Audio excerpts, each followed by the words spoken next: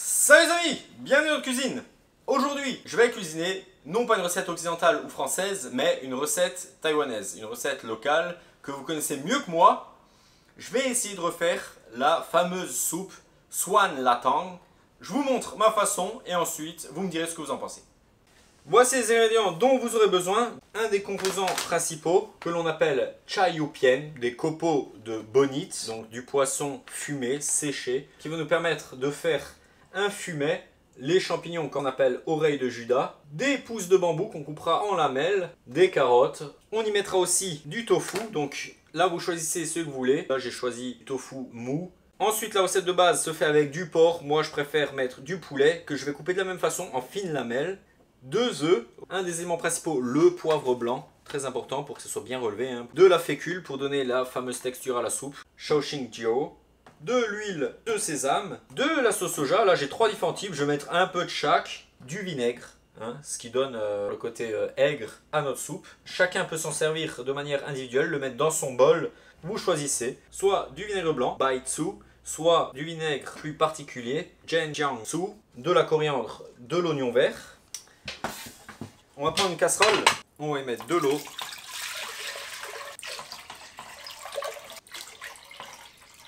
« 3 litres. On va porter à ébullition. Je commence par éplucher les carottes. Je coupe des tranches à peu près identiques, donc 1,5 mm d'épaisseur, comme ceci. On va couper en bâtonnets. Donc, voilà, des bâtonnets comme ça, donc c'est un peu plus épais qu'une julienne en fait. On va s'occuper du bambou.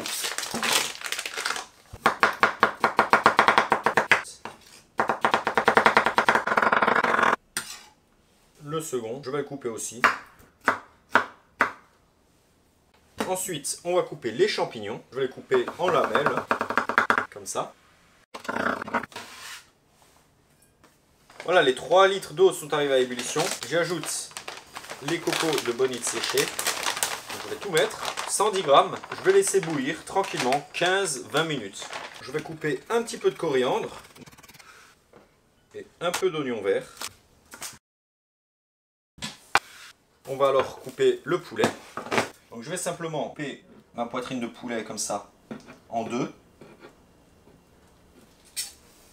Je vais couper des lamelles comme ceci.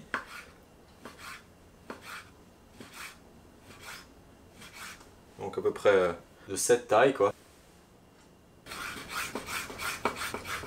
Là si c'est un peu trop épais, je peux encore recouper. Voilà, pour avoir à peu près la même épaisseur, hein. Pour information, j'ai 300 grammes. Et là, on va le préparer. Du Shaoxing Jiao, je vais en mettre une cuillère à soupe. Une cuillère à soupe de sauce soja. Du poivre blanc, donc une cuillère à café. Et je vais y ajouter aussi un petit peu de fécule. Je vais mélanger le tout. Voilà, je vais couvrir ça et je vais le conserver au frigo en attendant qu'on en ait besoin. Dernier élément à couper, le tofu. Je vais retirer l'eau qui est dedans. Je vais simplement couper des tranches, voilà, d'un demi-centimètre environ. Et là, je vais couper des bâtonnets.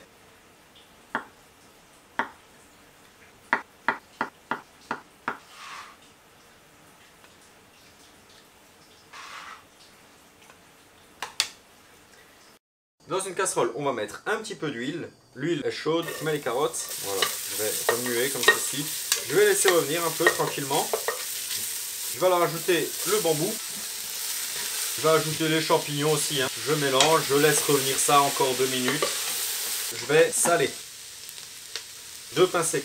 Je vais mettre une cuillère à soupe de sucre. Le Shaoxing Jiao. Je vais en mettre une bonne cuillère comme ça là. Et une deuxième. Là, je vais mettre pas mal de sauce soja. Je vous montre des quantités comme ça, mais il est possible que je rajoute plus tard.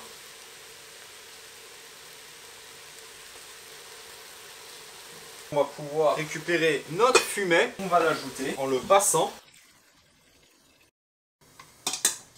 Donc là, je peux clairement dire que la soupe est trop claire. Il faudrait rajouter la sauce soja. Le poivre blanc à bonne dose. Là, j'ai une bonne cuillère à soupe. Eh ben, j'en rajoute une. Et une troisième. Et bien sûr, il n'est jamais trop tard pour rectifier. Donc je vois que là, il y a peu de liquide par rapport à la quantité de garniture déjà à l'intérieur. Donc ce que j'ai fait, c'est que j'ai remis 1 litre avec les copeaux de bonite. Voilà pourquoi l'eau elle est un peu jaune comme ça. Je vais l'ajouter. Et un 5e litre, donc au total on en avait 3 au début. Je vais remettre une pincée de sucre, une 4e cuillère de poivre blanc. Et je vais remettre une bonne cuillère de sauce soja. C'est au feeling aujourd'hui. C'est pas une recette que je mesure gramme par gramme. Je porte à ébullition, je vais ajouter le poulet. Je vais goûter le tofu, je vais l'ajouter. Je vais mélanger délicatement. Et là, on va donner la texture particulière de cette soupe en ajoutant de la fécule. Cette fécule, je vais la délayer dans de l'eau avant de l'ajouter. Je ne vais pas l'ajouter directement à la soupe. Donc là, pareil, ça va être au feeling. 4 cuillères à café de fécule que je vais délayer dans un tout petit peu d'eau. Bien sûr, je vais remuer avec un fouet. Je vais verser donc dans ma soupe et mélanger.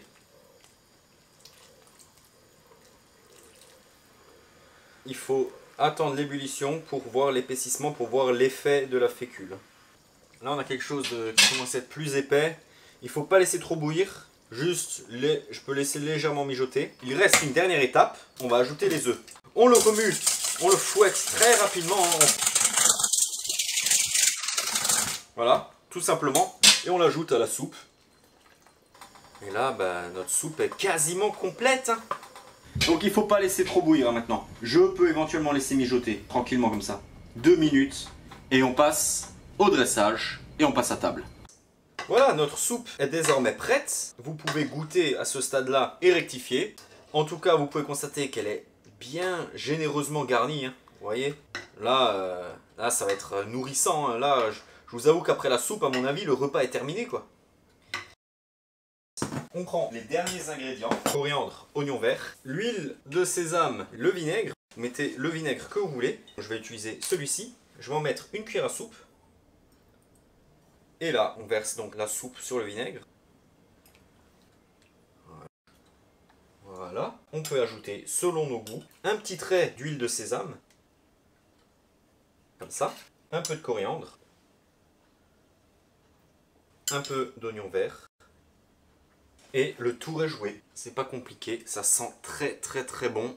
Et à mon avis, ça va être un régal. Excellente. Elle est vraiment excellente. Elle est bien relevée. Ça pique un peu, Là ça pique. C'est magnifique, c'est ce qu'on veut. L'avantage de la préparer à la maison, c'est que vous pouvez la faire vraiment à votre goût. Il n'y a pas de glutamate ou d'additifs, d'exhausteur de goût chimique.